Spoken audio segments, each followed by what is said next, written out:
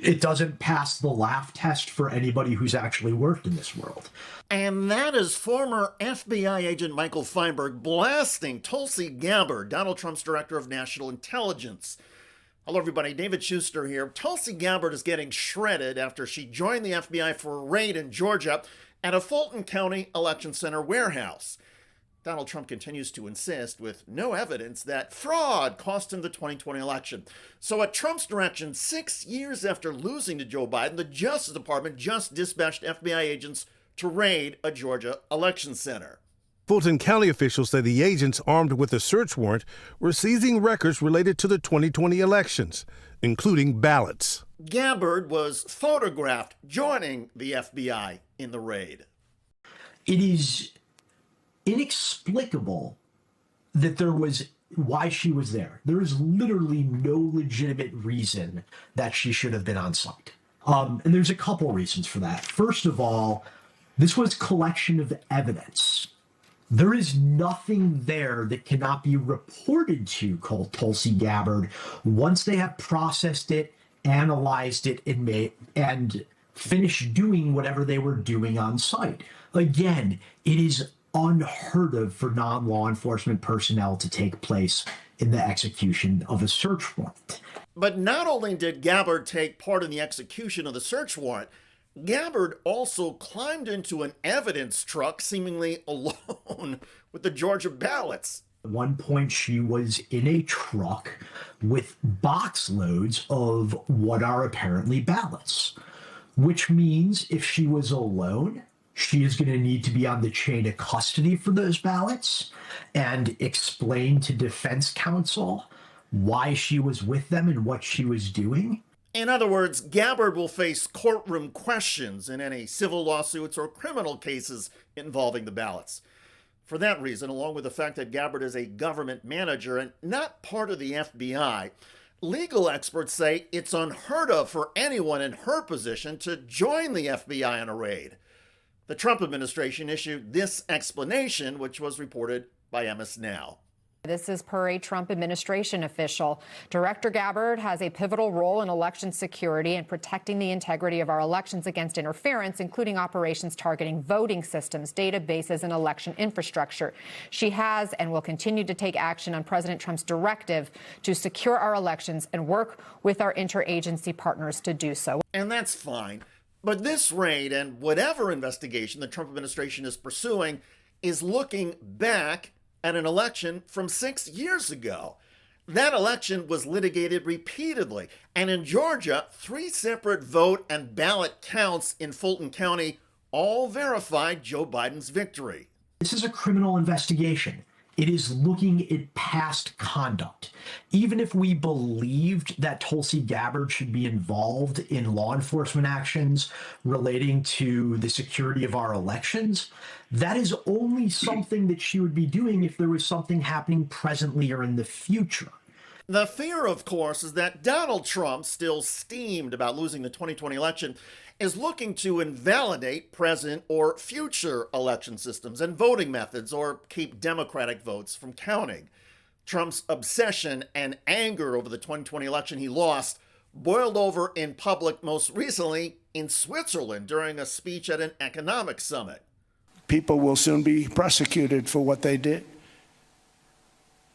It's probably breaking news, but it should be. It was a rigged election. Can't have rigged elections.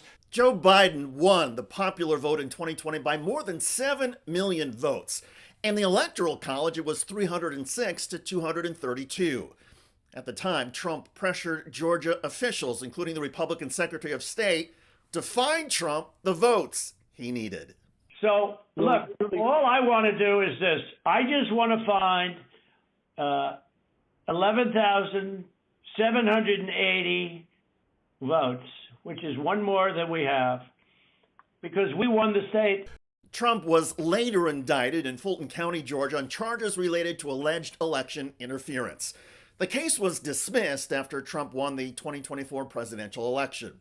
The ballots from 2020, seized by the FBI, are only still around now because of a quirky and long discredited civil lawsuit. These ballots were only here because of what has been described by a source here in Fulton County this morning as a gadfly lawsuit that was underway and has been underway now for years from someone who still believes in the now discredited theories of election fraud here in Fulton County in 2020. A judge had ordered these ballots, which ordinarily under statute would have been destroyed after 22 months, be held in the building behind me. But now that building has been raided and all the ballots seized by the FBI and by Donald Trump's Director of National Intelligence, Tulsi Gabbard. Georgia's former Republican lieutenant governor says the Trump team effort is clear. There's no fact pattern that shows that this is about facts throughout the entire almost 6 years now. This is about a political vengeance. This is about trying to prove a narrative that's not true. And quite honestly, I mean, they should have moved on. This isn't about what's good for the country. This is about what's doing good for Donald Trump. The irony is that even if Donald Trump had been able to find the 11,000 votes he needed in Georgia, or can somehow find them now, it would not change a basic fact. Donald Trump lost several other states as well that gave Joe Biden an electoral college landslide. And Donald Trump's attorney general from his first term, Bill Barr, found there was no widespread voter fraud. But now the Justice Department is under Pam Bondi, and Bondi is happy to comply with Trump's obsessions over 2020. And Tulsi Gabbard is so eager to prove her fealty to Donald Trump that Gabbard is participating in raids and casting aside any professionalism or law enforcement integrity. Like countless other Trump sycophants, Gabbard is behaving like a raving lunatic with a badge and has become the butt of jokes. By the way, a Republican senator is now shredding Donald Trump's closest White House aide.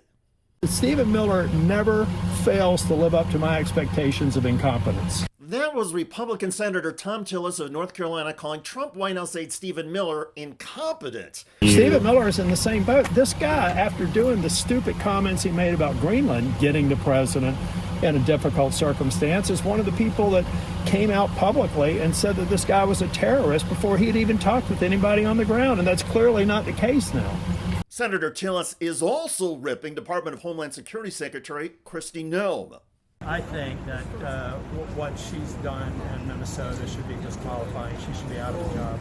And I mean, really, it's just amateurish. It's terrible. It's making the president look bad on policies that he won on. He won on a strong message about immigration. And now nobody's talking about that. They're not talking about securing the border. They're talking about the incompetence of the leader of Homeland Security and the other people. Bavino, whatever his name is, he needs to go back to California, get his retirement papers, and go. These people are amateurs. They got to de-escalate there and treat these communities with some respect. Check out that video at the link below. It generated a lot of comments on YouTube. One of the most popular is from TDW, who wrote, "It's so embarrassing. We have the stupidest people in our country running our country." I hear you. I look forward to reading your comments about Director of National Intelligence Tulsi Gabbard carrying out a political stunt and having it blow up in her face. I'm David Shuster. Thanks for joining us.